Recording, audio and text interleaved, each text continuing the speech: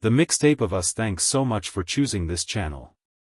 Tonight, I want to share a story, a memory really, that's been playing on repeat in my head lately. It's about a time before everything felt so loud. Before the constant hum of notifications and the pressure to curate the perfect life online. It's a story about growing up, about friendship, and about finding your way back to the things that truly matter. It's called The Mixtape of Us, and I hope you enjoy it. The summer of '92 smelled like chlorine, copper tone, and freshly cut grass. It tasted like cherry-flavored ices from the gas station down the street and the sticky sweetness of watermelon at the annual 4th of July picnic in Elmwood Park. It sounded like Bon Jovi blasting from my older brother's beat-up Trans Am and the rhythmic thwack of my dad's pitching arm as he taught me how to grip a baseball. That summer, I was 10, convinced I was on the cusp of something big, something important. Maybe I'd finally hit a home run, maybe I'd get the girl, Jenny Peterson, with her sunshine smile and her collection of Lisa Frank stickers, or maybe, just maybe, I'd finally understand what the big kids were talking about when they huddled on the corner, whispering about things I wasn't privy to. Life in Elmwood, Ohio, wasn't glamorous, but it was ours. We lived in a 2-story colonial with faded blue shutters and a sprawling oak tree in the front yard that my dad swore was older than the town itself. My mom, a whirlwind of energy and homemade cookies, worked as a librarian. My dad, a quiet, steady presence, managed the local hardware store. My brother, Mark, 4 years older, was the resident cool kid, a walking, talking encyclopedia of 80s rock and a master of the mullet. My best friend, Mikey, lived 2 houses down. Mikey was Mikey. All unruly brown hair, perpetually scuffed knees, and a heart as big as the Ohio sky. He was the Ian to my Young, the peanut butter to my jelly, the Mario to my Luigi. We were inseparable. Our days were a carefully orchestrated blend of neighborhood adventures. We'd spend hours exploring the creek behind the park, convinced we'd discover pirate treasure. We'd build elaborate forts in the woods, armed with walkie-talkies and a shared imagination fueled by Saturday morning cartoons. We'd challenge each other to epic bike races, the winner earning bragging rights and a coveted sip of the other's ice. Evenings were for family. Dinners around the kitchen table, filled with my mom's comforting cooking and my dad's gentle jokes. After dinner, we'd often pile into the station wagon and head to Blockbuster, a weekly ritual that felt almost sacred. The aisles were a treasure trove of possibilities. I'd spend what felt like hours agonizing over which movie to rent, finally settling on something starring Arnold Schwarzenegger or maybe, if I was feeling brave, a horror movie that I'd inevitably watch through my fingers. One night, Mikey and I were at my house, arguing over who got to play as Mario on the Nintendo, the controller with the working a button, of course. My brother, Mark, walked in, holding a cassette tape. Making a mixtape, he announced, like he was revealing the secrets of the universe.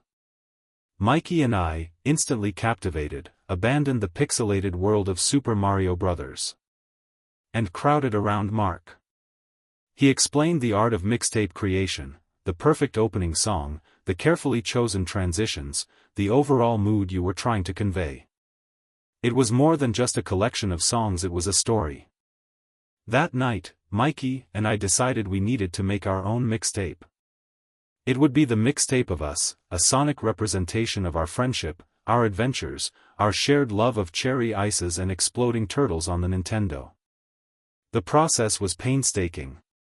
We spent hours listening to the radio, waiting for our favorite songs to play so we could record them. The quality was terrible, filled with static and the DJ's voice cutting in at the worst possible moments, but it didn't matter. It was ours. Our mixtape was a chaotic mess. It featured everything from MC Hammer to Paula Abdul to the theme song from Teenage Mutant Ninja Turtles. It was a sonic reflection of our 10-year-old brains, a time capsule of our hopes, dreams, and questionable musical tastes. We played that mixtape everywhere. On my boombox in the backyard, on Mickey's older sister's Walkman during our bike rides, even, much to my parents' chagrin, during family road trips. It was the soundtrack to our summer, a constant reminder of our unbreakable bond. But life, as it often does, had other plans. The following year, Mickey's dad got a job in another state. Suddenly, the house 2 doors down was empty, the swing set in the backyard was still, and the laughter that used to fill the neighborhood was replaced by an unsettling silence. Mikey moved away. I remember standing on my porch, watching their moving truck pull away, feeling a pang of something I couldn't quite understand. It wasn't just sadness, it was a sense of loss, a feeling that something fundamental had shifted in my world. We promised to stay in touch. We exchanged letters filled with the minutiae of our lives, school dances, soccer tryouts, the latest video games. But as the years passed, the letters became less frequent, the phone calls shorter. Life, as it always does, got in the way. High school came and went. I made new friends, discovered new interests, navigated the awkwardness of teenage romance. My mixtape faded into the background, tucked away in a box in the attic, a relic of a bygone era. College, career, marriage life unfolded, one chapter at a time. I moved to the city, chasing dreams of success and independence. The small-town charm of Elmwood became a distant memory. Years turned into decades. The world changed. Smartphones replaced landlines, streaming services replaced Blockbuster, and social media replaced, well, actual social interaction. One day, while helping my mom sort through some old boxes in the attic, I stumbled upon it. The Mixtape of Us. The faded cassette tape, its label barely legible, transported me back in time. Suddenly, I was 10 years old again, riding my bike with Mikey, laughing until our stomachs hurt, dreaming of pirate treasure and home runs. The scent of chlorine and copper tone filled my senses. The sounds of Bon Jovi and the thwack of my dad's pitching arm echoed in my ears. I put the tape in my old boombox, yes, I still had it, pressed play, and closed my eyes. The static crackled, the DJ's voice interrupted, but through it all, the music emerged, a wave of nostalgia washing over me. The memories flooded back, vivid and clear. The fort in the woods, the ices at the gas station, the late-night movie rentals. And Mikey. Always Mikey. A wave of regret washed over me. Why had we lost touch? Why had I let the demands of life eclipse the bonds of childhood friendship? That night, I did something I hadn't done in years. I looked up Mikey on the internet. It took a few tries, but eventually, I found him. Michael Riley. He was living in California, working as a software engineer. I hesitated for a moment, my finger hovering over the send message button. What would I say? Would he even remember me? But the memory of that mixtape, the Mixtape of Us, propelled me forward. I typed a simple message, "Hey Mikey, it's Ben from Elmwood. Remember exploding turtles and cherry ices?" I didn't expect a response. But the next morning, I woke up to a notification. Ben. Holy cow. Dude, I can't believe it's you. Exploding turtles and cherry ices? How could I forget? We spent the next few hours exchanging messages, catching up on each other's lives. He was married, had 2 kids, and still remembered every detail of our childhood adventures. We talked about the fort in the woods, the creek behind the park, the epic bike races. We laughed about our questionable musical tastes and the static-filled songs on our mixtape. And then, he said something that stopped me in my tracks. "You know, Ben," he wrote, "I still have that mixtape.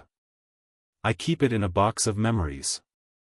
Every now and then, I pull it out and listen to it.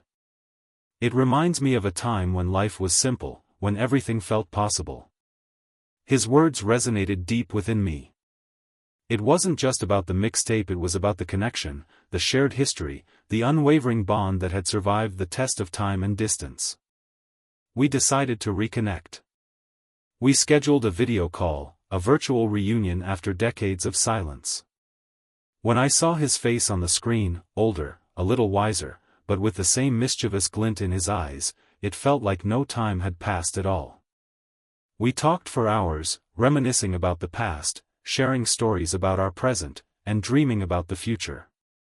We made plans to visit each other, to introduce our families, to relive some of those old adventures. The world may have changed, technology may have evolved, but the bonds of friendship, the power of shared memories, and the simple joys of life remain timeless. That night, as I drifted off to sleep, I thought about the Mixtape of Us. It wasn't just a collection of songs, it was a symbol of our friendship, a testament to the enduring power of connection, and a reminder that sometimes, the greatest treasures are the ones we've always had.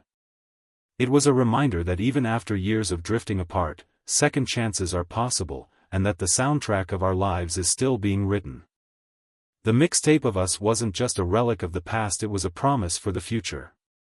And that future, filled with rekindled friendships, shared laughter, and maybe even a few more cherry ices, felt brighter than it had in a long, long time.